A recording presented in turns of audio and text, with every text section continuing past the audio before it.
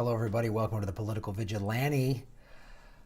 Whoo, crazy business is happening. So I did a video like literally a day or two ago about how this Democratic Socialist Carlos Ramirez-Rosa joined the Democratic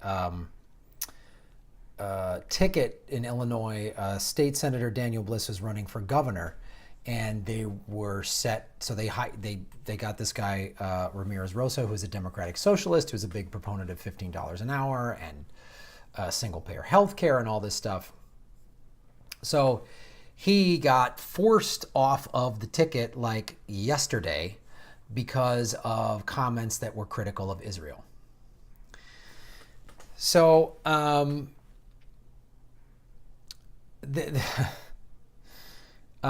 basically, he said he has ties to DSA, which is the Boycott, Sanctions, and Divestment movement that is very critical of Israel and how it is dealing with the Palestinians. So it's now, and I'm going off an article from the Intercept because it was the Intercept that said that made a big deal out of the fact that the Illinois Democratic Party was getting a Democratic Socialist on the ticket. And in this Democratic primary that's March 18th in Illinois, there's like a billionaire, there's the which is Pritzker, they're a hotel family, they've worth so much money, they have a lot of say in what goes on in Chicago specifically, but mainly in the state of Illinois too, but and also there's a Kennedy on the bill, so it's like Bliss, everyone's like, oh God, Bliss has no shot, but he gets this Democratic Socialist, and they have a real Ramirez-Rosa has been kind of, as was reported, a thorn in the side of the Illinois Democratic Party because he keeps coming up with this populist message and people really like it. So now he's critical of this. And in the article, Bliss is like, I knew he wanted, two separate states. And I'll go into the actual quotes, but I didn't know he was a member of this divestment group, DSA, and that's why I'm changing my mind. So if that's the case, if Ramirez-Rosa wasn't completely upfront from the beginning with Bliss, whose mother is an Israeli, then Ramirez-Rosa made a mistake. But if he was upfront with it, and now they're just getting heat from people within the Democratic Party with strong ties to Israel, and he's just getting gunned for that, that's messed up. That's not right. But so let's see what this article goes into.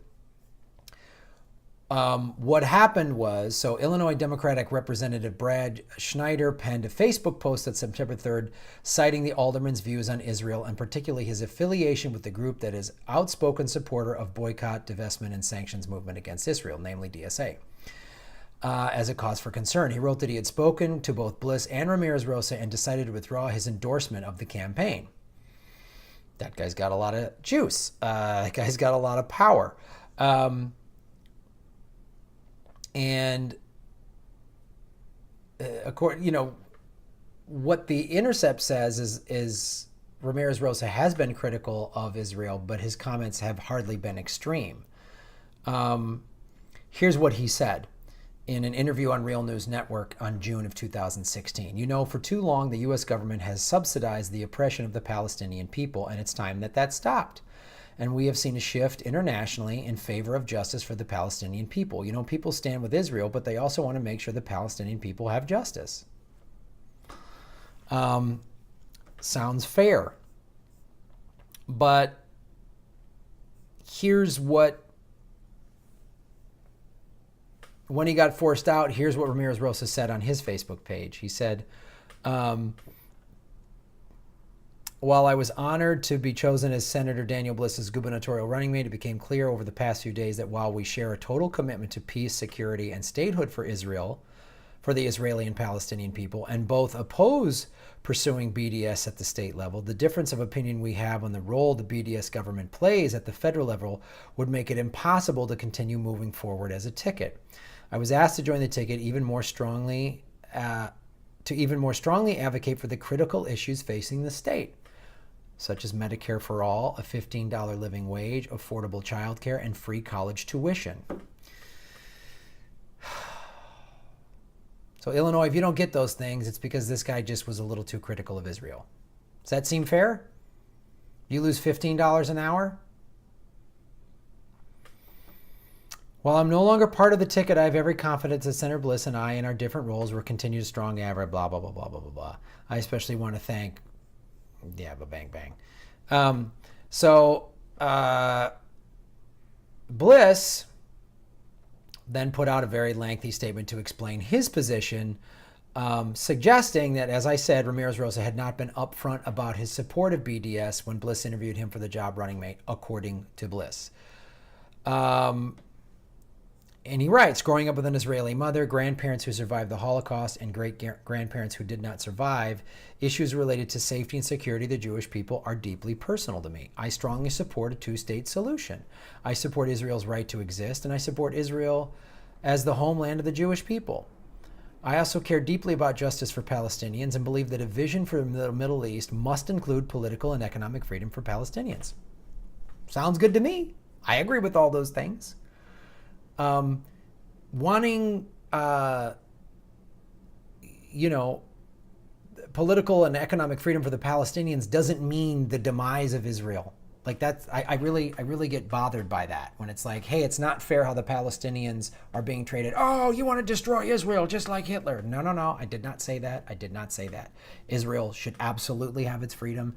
Israel is surrounded on all sides by people that doesn't like it. I get that. I have friends of mine that are Israelis. I have friends who have children in the Israeli army.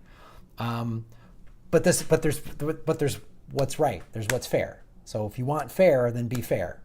And you can be in support of one person, one thing, one issue without being against something else. You can do that. Anyway, back to what Bliss says.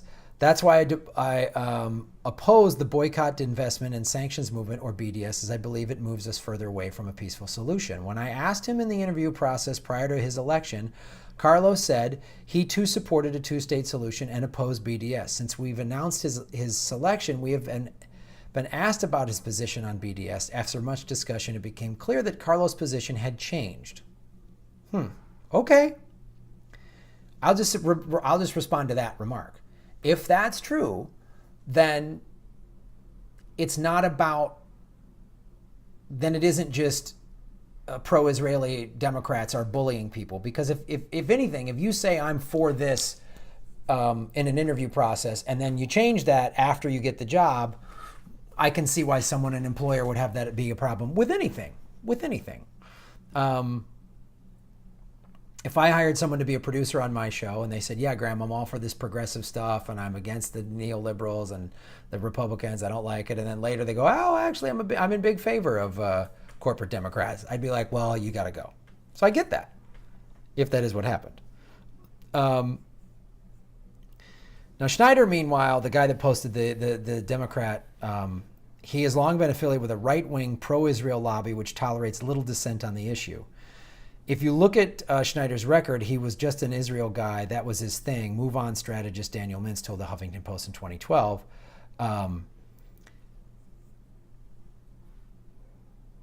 Schneider is a lifetime member of AIPAC, the American Israel Public Affairs Committee, has long been active in the Jewish and pro-Israel community. Schneider visited Israel over a dozen times before running for Congress and worked for several months on kibbutz. So this is...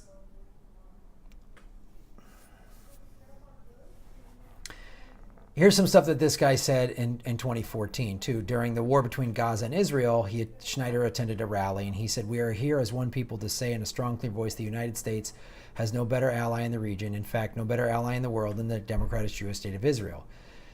In a strong, clear voice, Israel has the right, Israel has a responsibility to defend itself against the terrorist rockets, the terrorist tunnels, and the evil that is Hamas.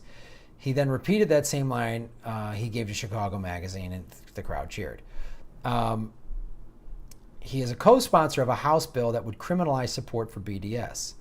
In Schneider's 2016 race, pro-Israel money formed a major funding stream. Open Secrets ranks pro-Israel donors as its third largest pile, beginning. Right. And Schindler's offers, excuse me, Schindler, I'm sorry, I'm talking about, this is not Schindler's List, this is Schneider. Is the Democrat that put this Facebook remark and said he pulled his support. So The article, it just goes into the specifics of this. They couldn't get Schneider to respond. So all they have is the two things that were posted by Carlos Ramirez-Rosa and Bliss, their two statements. So, again, if Ramirez-Rosa changed his mind and wasn't upfront, then that's his fault. But if he was clear and upfront, and then Schneider just decided to pull his money from Bliss and throw his weight around and strong-arm Bliss into dumping Ramirez-Rosa, then that's bullshit.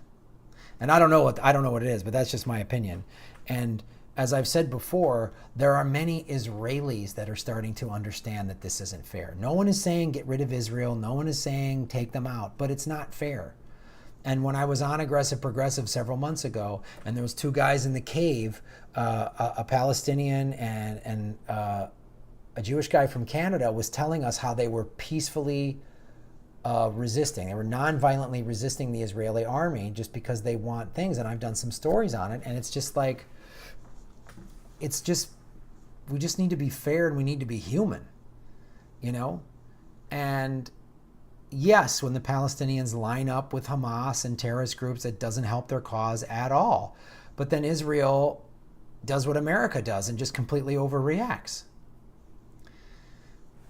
I'd like to see peace, man. I mean, I bet you Israelis and Palestinians have more in common. They have more in common than I do, than Americans do. It's like we got to just keep with the war and the fighting, and it's just like everyone just fights to have war because they just don't know how to do anything else. So I'm just going to fight, war. Isn't everyone sick of it? Isn't everyone tired of it? And then it's big business, So I appreciate Zaid Jalani of the Intercept reporting this, and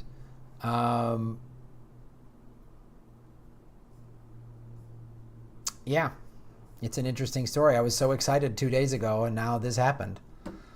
So it's a lesson. Be completely upfront with who you are and what you believe in.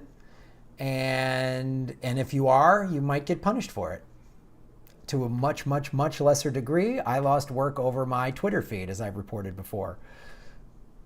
I was critical of corporate Democrats, and a movie review company was going to hire me to do like a live game show at Comic-Con, and they canned me when they saw my Twitter feed.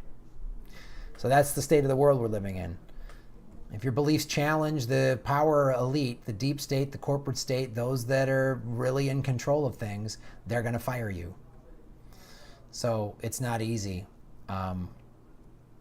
So I applaud Carlos Ramirez-Rosa's stance, all of his progressive issues, and I think the progressive issues are really, really important for Americans. And Illinois, if you don't have single-payer health care and you don't have college paid for and you don't have $15 an hour, here was a guy that wanted to give that to you, and now he's not in a position to do so. Thanks for watching the show. Support independent media, because the mainstream media is not talking about this. They are not talking about this. Cancel your cable and use that money that you're saving to support a show like this. Go to my Patreon link below, patreon.com/Graham Elwood. You can support the show, and you get cool bonus content and all kinds of different stuff.